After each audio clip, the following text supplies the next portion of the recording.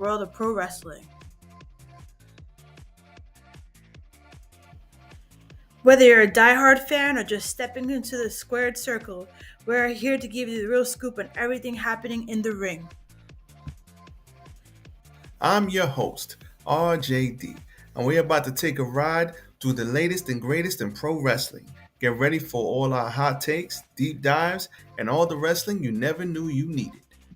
Don't forget to hit the like, share, and subscribe button and join What the Wrestling family so you never miss an episode. Now let's step into the ring.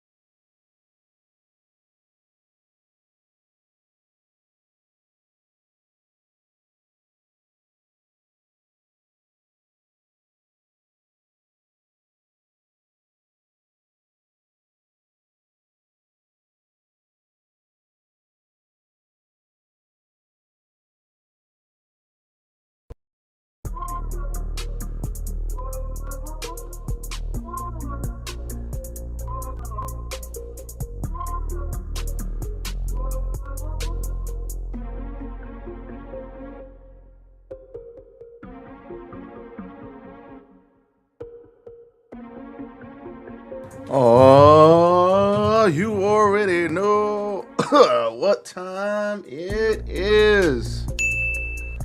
What's up, everybody? RJD here. I am severely under the weather. Stop it. Get some help. I just need everybody to hit the like button. Listen, y'all already know, I know I'm late, but I've been a little sick. We're going to get through this. I'm here for a good time, and I actually might be here for a long time today. So without any ado, let's go. Yes, 'tis I, RJD here. Now listen, don't judge me. I know y'all probably looking like, yo, that's weak, bruh. That's weak. Listen, I'm sorry, man. I'm under the weather. Man, it's been rough. What it do in the chat. I see y'all in the chat. Listen, I'm live. I'm actually live today, y'all, all right? Give me a Don DeMarco. Don DeMarco. A couple of my people got at me like, yo, why you always live but you never live? You like scheduling the live streams. Why don't you actually be live one day? So I'm live today. So give me a round of applause, goddamn. Live today. Live. But listen, we got a hell of a lot to get into today. We got Ted Turner, rest in peace. We got New Day I didn't get to talk about. We got Good Book and a Bad Business. We got Raw. We got Backlash tomorrow. We got AEW. We got a lot to get into. We got a hell of a lot to get into. A hell of a lot to talk about. Thank y'all for joining me here. I missed the video. I missed the video on Tuesday, and I missed the video yesterday because I am sick. You know, when you deal with youngins, they tend to get you sick. So we here. I got my tea. I got my coffee. I will be taking breaks to drink it because that's the only way I'm gonna get through this without going crazy and sounding nasally. But we here, y'all, and I'm here for y'all because I could be doing a million other things, and so could you, but you're here with me, so I'm grateful. Thank you very much. But we got a lot going on, so no updates to the channel as of yet. I do got a ton of clips coming out, so look out for all of those. Shout out to all my TikTok people. I love my TikTok people. You know why? Stop the show. Before we get into it, I love my TikTok people. You want to know why? Because the TikTok people, they're going to tell you how it is. If you make a mistake, if you say something wrong out of pocket, they're going to correct your ass. Oh my God. TikTok people, I shout out to my TikTok. They be like, no, you idiot, this happened. No, you idiot, that didn't happen. Ooh, they coming for you if you mess up on TikTok. And I love that because it keeps me honest. So I rock with y'all. Shout out to my TikTok brothers and sisters who always on my butt correcting me if I say something out of pocket or make something wrong. But that's first things first. I want to talk about, we're going to go back in the week, and I want to talk about this New Day fiasco and some of the pay cut drama that's going on. So as you all know, unless you've been living under a rock, Kofi, Woods, they are gone. So Kofi and Woods are gone. They were not fired. They basically did not take the deal. So TKO has been calling people, and this is not a Triple H thing. This is not a, oh, who done it? We know who's doing it. It's TKO. And we're going to get into that in a minute. But TKO has been calling people and saying, hey, we need you to take a pay cut. And some people have been like, no, F you, I'm not doing it. So that's basically what happened with the New Day. They signed deals last year. And because they signed deals last year, they came to them to restructure the deal and said, hey, we need you guys to take a pay cut because A, we don't, well, speculation, but I'm thinking, A, we don't think you're worth what we're paying you. Nope. Because you've been in catering. And B, yeah, we need you to take a pay cut. We want to keep you, but you gotta take a pay cut. And they basically said, no.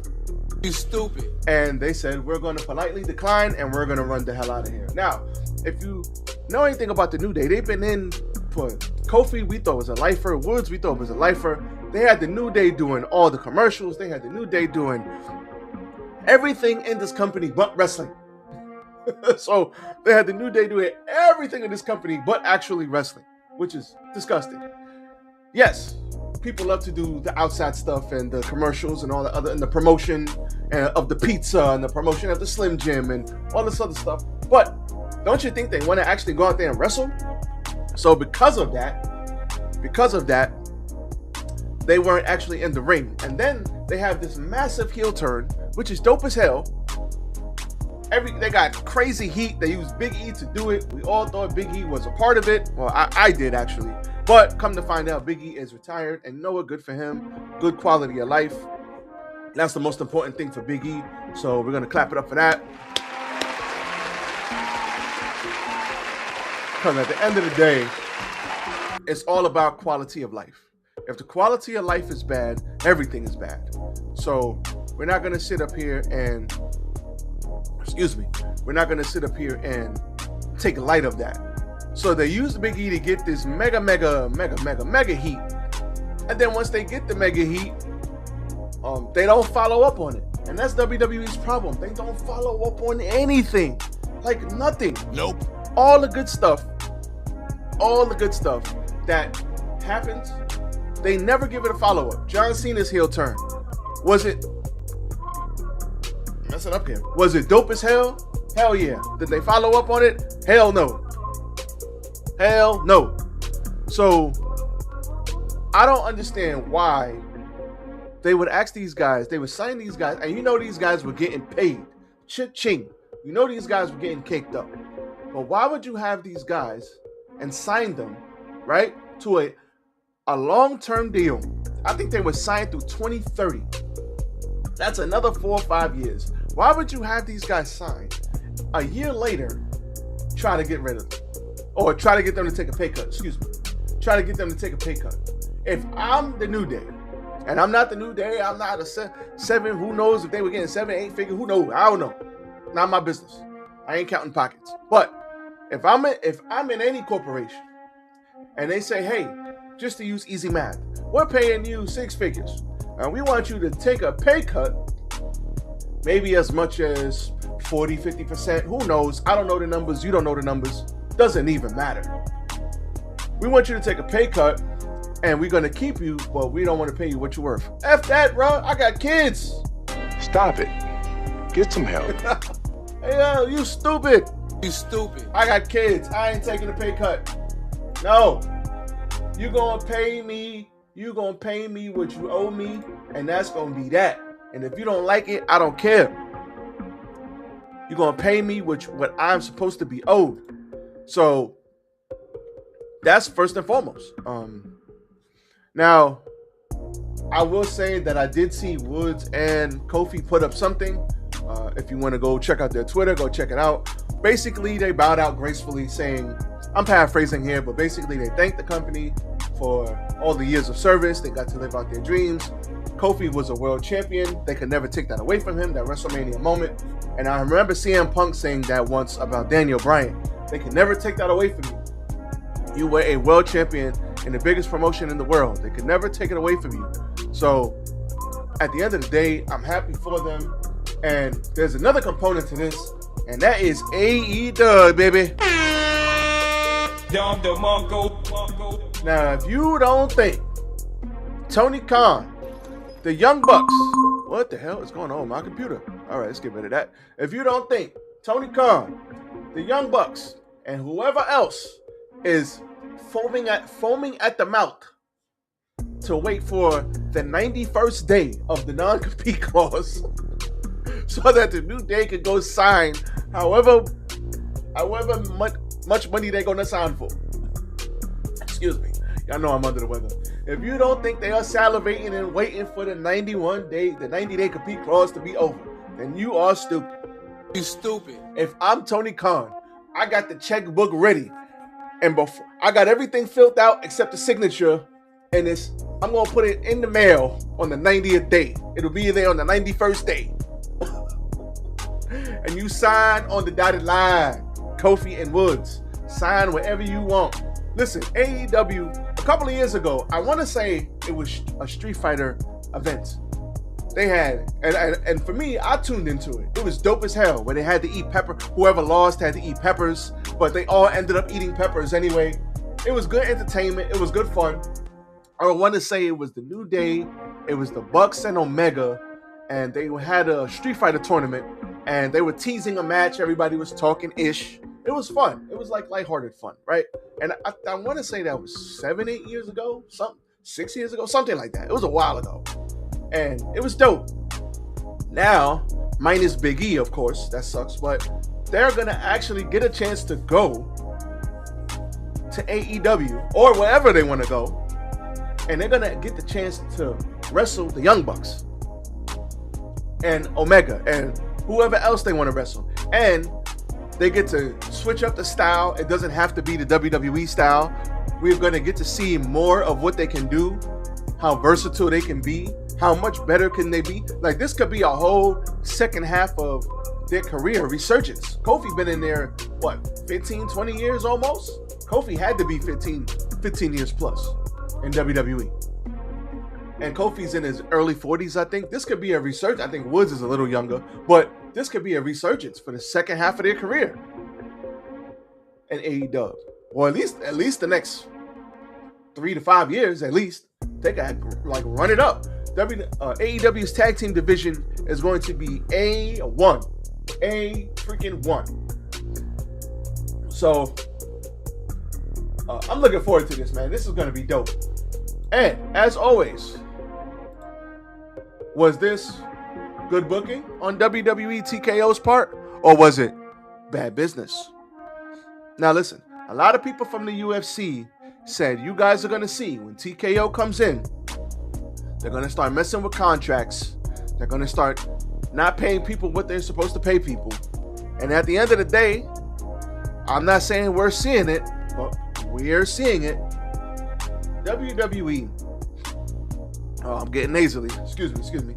Gotta give me a break, y'all. We're gonna get through this, y'all. WWE is reportedly trying to cut millions from its payroll in recent weeks, leading to both roster releases and major contract restructuring attempts. The talent was apparently given days to accept the cuts. This is a controversial, real money story that fans are talking about. Now, at the end of the day, is this good booking or bad business? Not so much the booking part, because they ain't booking anything, but is this bad business? As many as we know, well, speculation is, one top star got this call, like, hey, can we restructure? And one person that is, very noticeable and notable said, yeah, I'll do it. Me, like I said, F that. I ain't doing that. I don't care about none of that. I ain't doing it. That's me. But I'm not in that position. I got kids, man. But at the end of the day, why are the executives getting multi-million dollars in bonuses, right? But you're trying to cut the wrestlers who, without them, there's no product.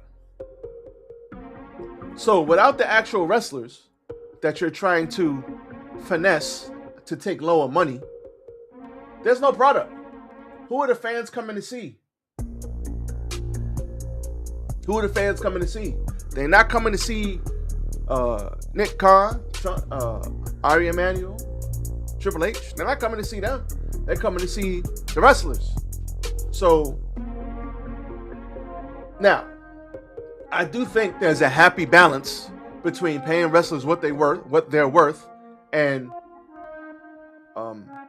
giving bonuses to executives. WWE is making money hand over fist because of the TV deals, because of the Saudi deals. They already getting their bread. They're getting the money already. So why are you trying to restructure deals? They got plenty of freaking money to pay the people what they're worth. And at the end of the day, if you don't think that they're worth what they're worth, why are you signing them to long-term deals? Why are you signing them to 3, 4, 5 year deals for X amount of millions of dollars, and you don't think they're worth that, and you're trying to come back and restructure it a year later? Why give them the money in the first place? Why not put them on TV and let them showcase and earn their worth? They are there to wrestle at the end of the day. So why would you do that? That makes no sense. But the executives, they're getting all the money, all of it. Doesn't make any sense to me. So that, to me, is the biggest flaw and the biggest problem. You can't be making money hand over fist, but then you don't want to pay your people. That's disgusting. That is disgusting. Pay your people, y'all. Pay your people. So that happened there. So let's move on to Monday Night Raw. Excuse me. Monday Night Raw, everybody. So, first of all, Monday Night Raw. Oh my God! Wasn't a bad show per se, but not really finding a lot to. It was alright, I guess. It was alright. Y'all gotta excuse me. I know I'm getting nasally here, but we trying. Listen, we got the tea, we got the coffee, we trying. Stop it. Get some help. All right, y'all gotta bear with me here. But we had Braun Breaker attacking Seth Rollins. Show open with Rollins. Couldn't even get to the ring. Breaker attacked him from behind, brutally beating him up, dropping him face first onto the barricade, sending his shoulder into the ring steps, finishing with the spear. Then later on in the night, Breaker returned and beat him up again. We got a double trouble. Yikes. This time with the Judgment Day surrounding the ring, where Liv Morgan handed Roxanne Perez a hammer to hit Mr. Finn Balor, causing a distraction that allowed Breaker to spear Rollins for a second time and stand tall. So what I like, Braun Breaker, absolute beast. That dude is going to be a star for years and years and years to come. So make him look strong. I'll get to my Backlash predictions, and we will see what I think about what's going to happen here. But I'm all for it. Braun Breaker, good stuff. We got Sol Ruka signs with Monday Night Raw. Good job, Sol Ruka. Good job, Monday Night Raw, because Sol Ruka's great. That's it. So, Adam Pearce signed NXT free agent Sol Ruka to a Raw contract. Becky Lynch interrupted, made it all about Becky. Sol Ruka fired back, calling her arrogant and how rude. I need to get that freezer soundbite. How rude.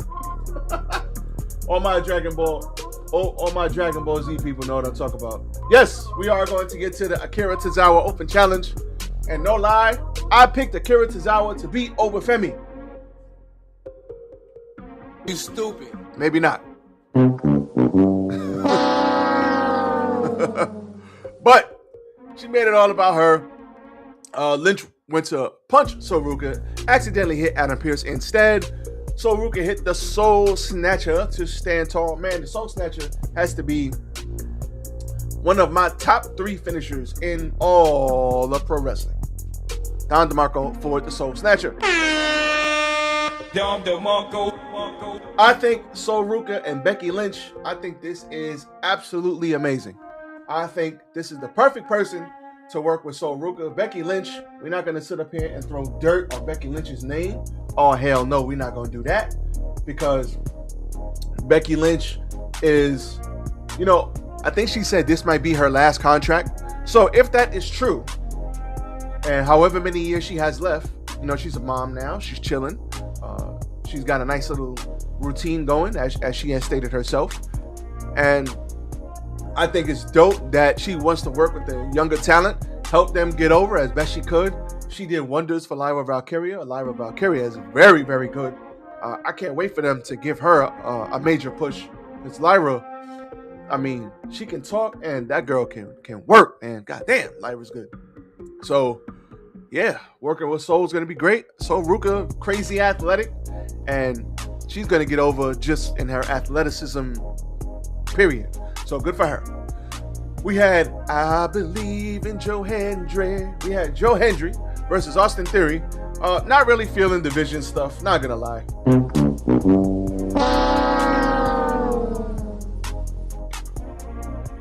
Joe Hendry beats Austin Theory via DQ. Street Profits came in, break of return, followed by Seth Rollins, resulting in a brawl that ended with Breaker standing tall. Joe Hendry sang another version of his Fire Logan Paul song, and Logan Paul actually fired back with his own version of the song.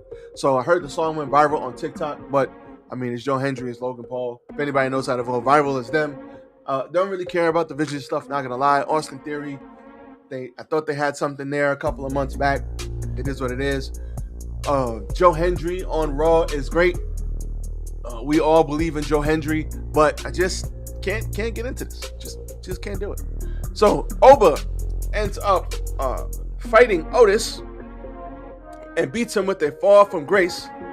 And what I like about this is Akira Tozawa came out, and we thought it was going to be Tozawa, but it was really Otis. And he hit Otis with this major European uppercut. Then he threw Otis. Now, to put things in perspective, one of my good friends actually met Otis at a meet and greet, and he was like, "Ooh, yeah," and he was smashed between heavy machinery. Hilarious picture. And he is no small man, and Obafemi is no small man either.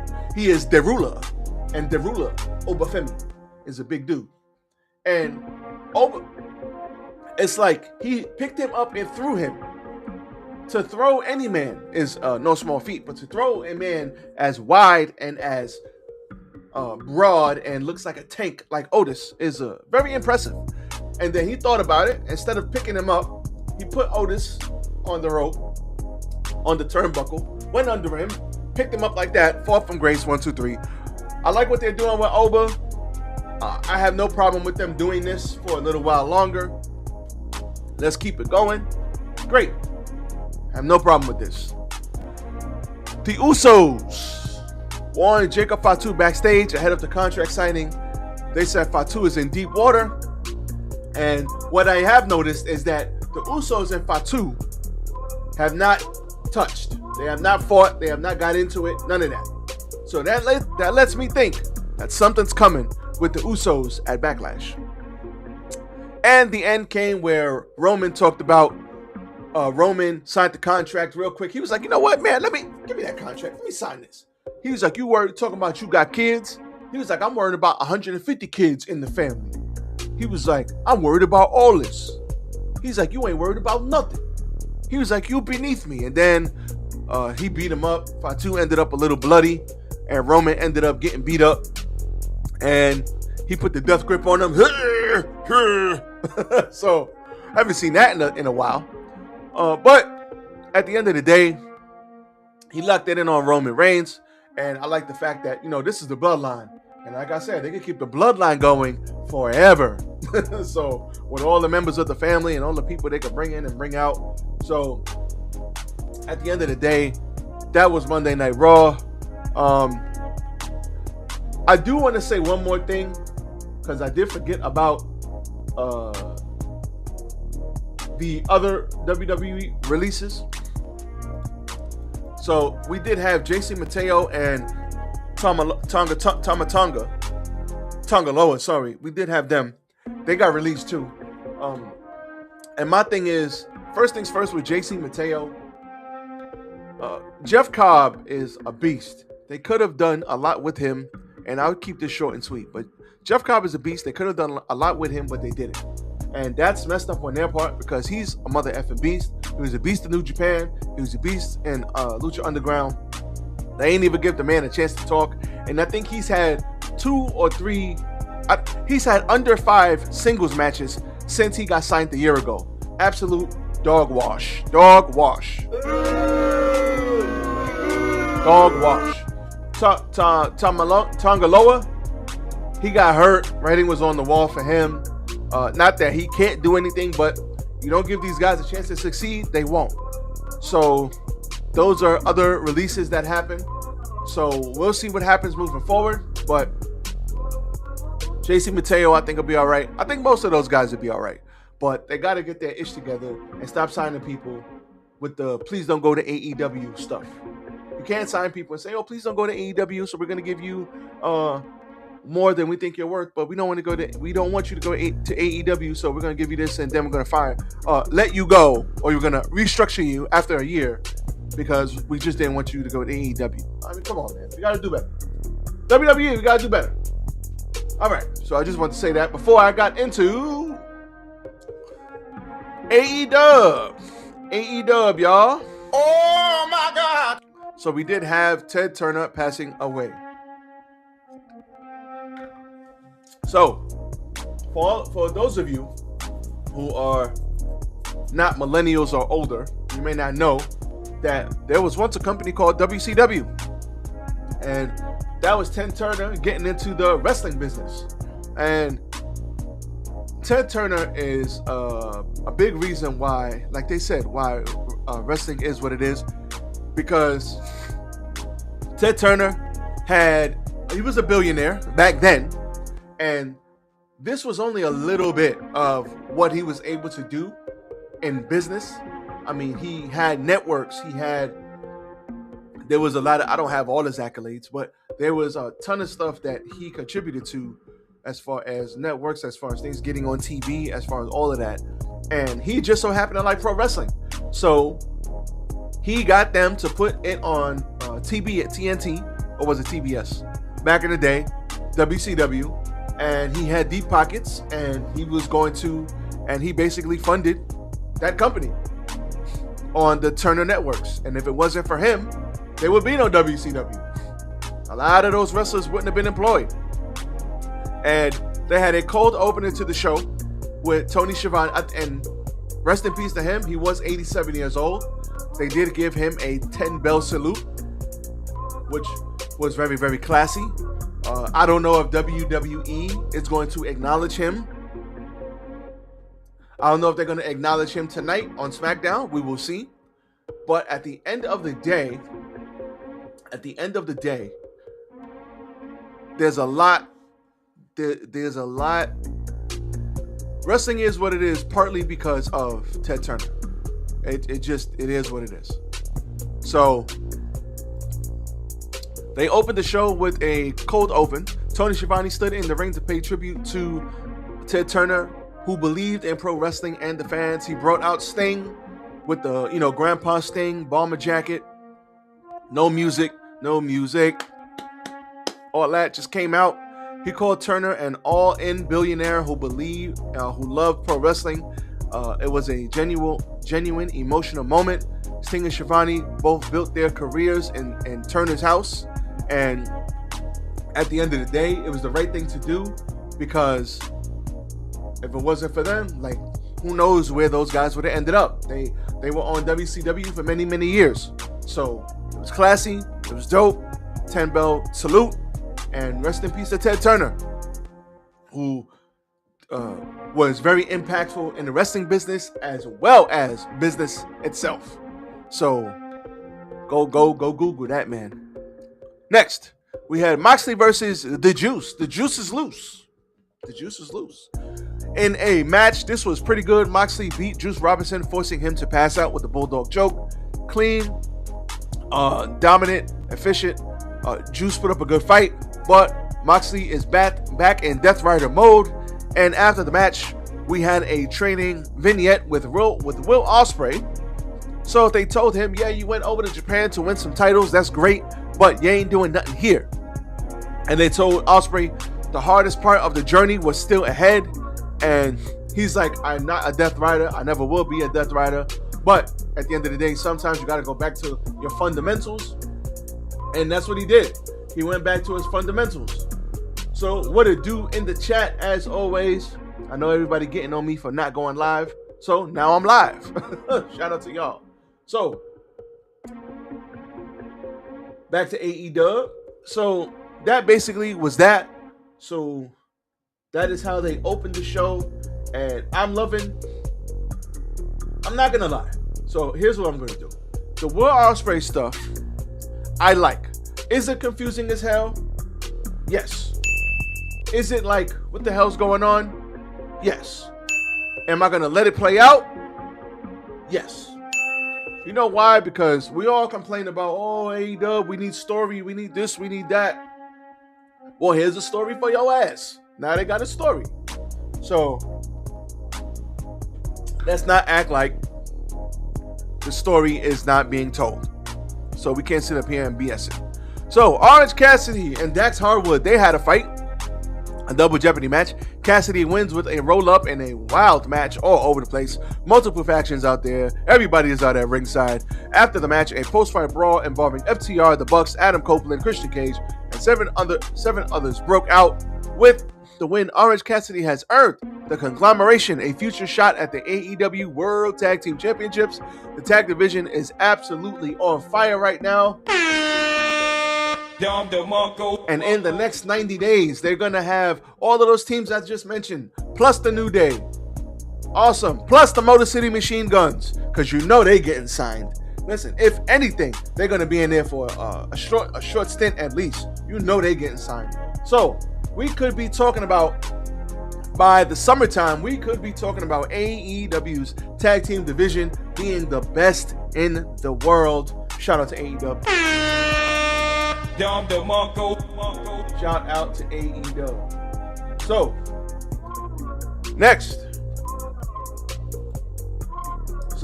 next up, we got Ricochet challenges Jericho to Stadium Stampede. Now, I'm not gonna lie, I love Stadium Stampede. Jericho needs to find some freaking partners. I don't know where he gonna find the partners from, but at the end of the day, Jericho said the time for talking was done. He went through the crowd. Allen ripped the mic away and said, all in. He ripped the mic away and said, it's on Stadium Stampede at Double or Nothing. I am going to be in the building for that.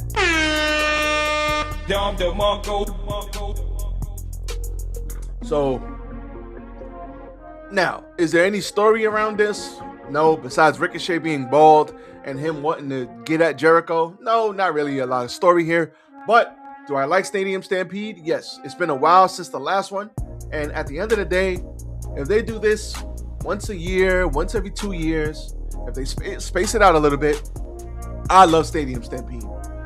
So it's always crazy. You could always do some new and interesting stuff with it. All it is you got to get creative. And these matches are always creative. They're all different. So I'm all for it. I'm loving it. Darby Allin and Kevin Knight for the AEW World title. So, this to me, best thing on the show.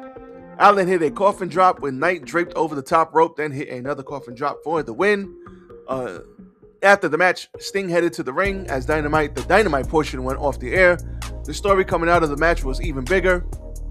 MJF came out, demanded his rematch, and he was like, listen, I'll give you some money. He was like, yo, I was living in the car under a bridge, bro. Your money's no good here. He's like, I'll give you my diamond ring. He was like, nah, no diamond ring for you. He's like, you know what? F all that.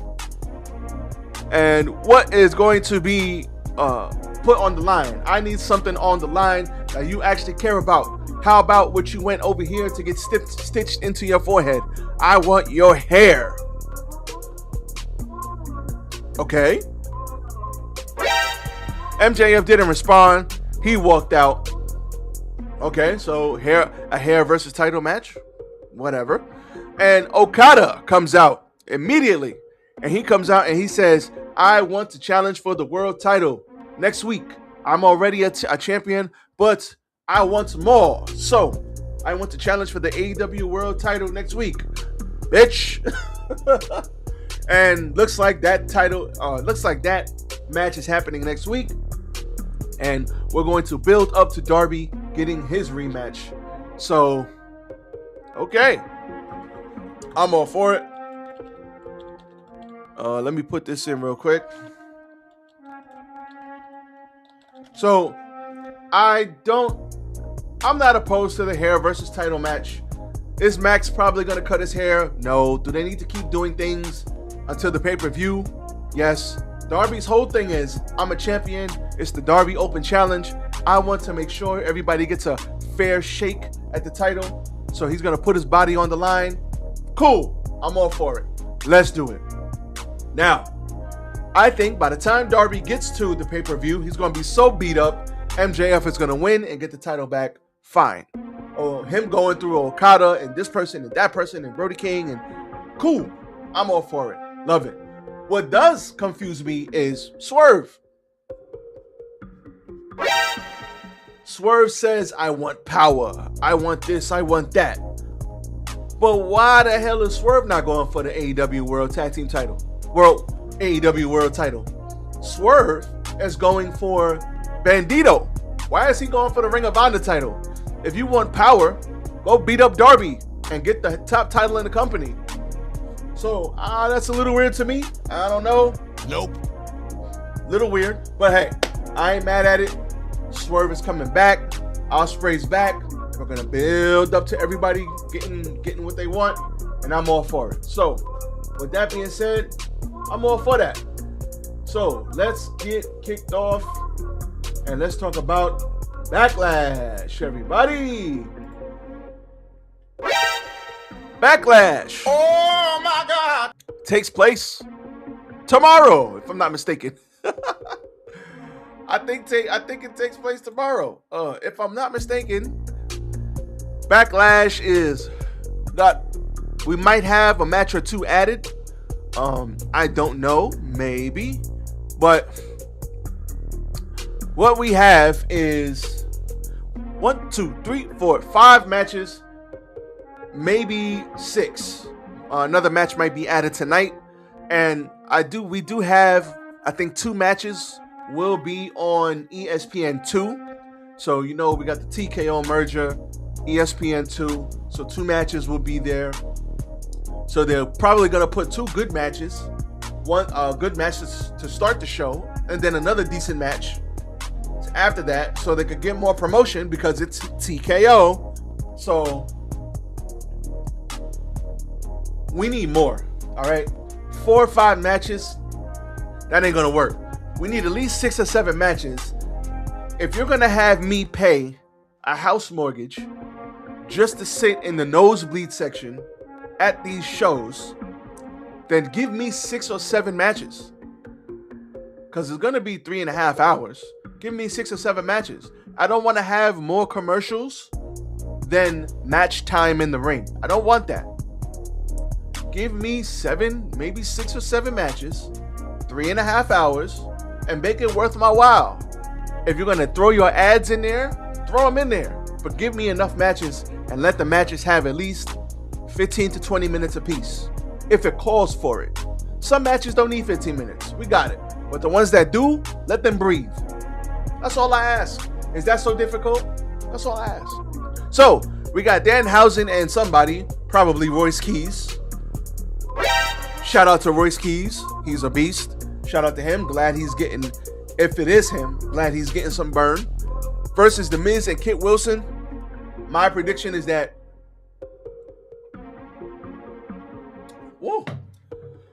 excuse me. Oh, we almost there. My prediction is that Danhausen, and if it is Royce Keys or whoever it is, they win and beat The Miz and Kit Wilson. We have Io Sky versus Asuka, something that I wish would have gotten paid off. This might steal the show.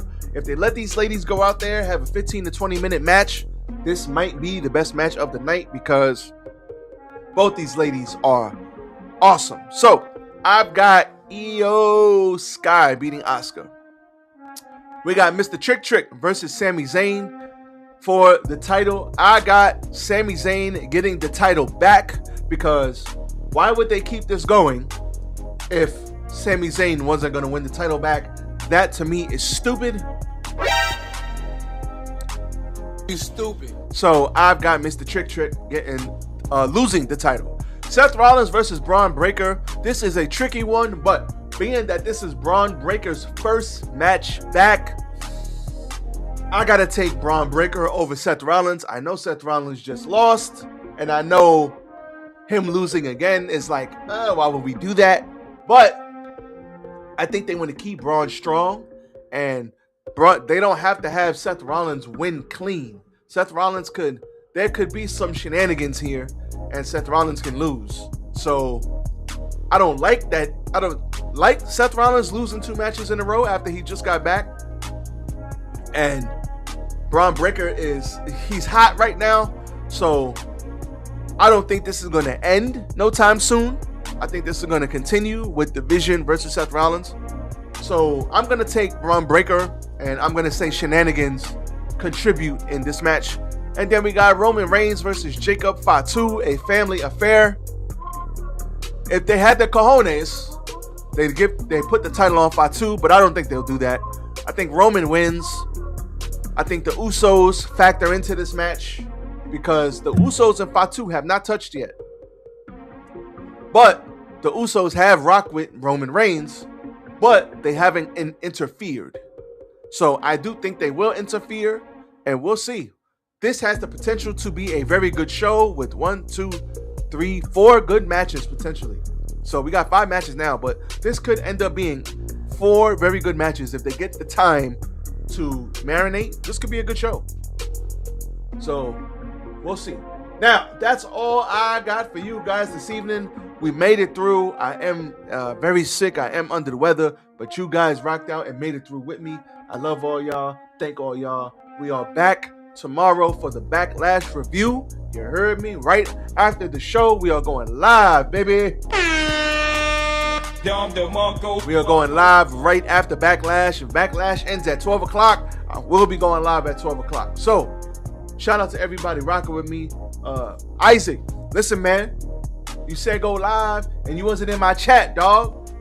You said go live, and you wasn't in my chat. Where you at, Isaac? And I'm going to tag you in this post, bruh. I'm calling you out, Isaac. I'm calling you out. Shout out to my dog, Isaac, man. That's my bro. Alright, so for all that being said, I am out. Everybody be safe. Love all y'all. Catch me on the next one. Please hit the like button. As always, before I go, long form videos into short form videos, hit the link, opus clip.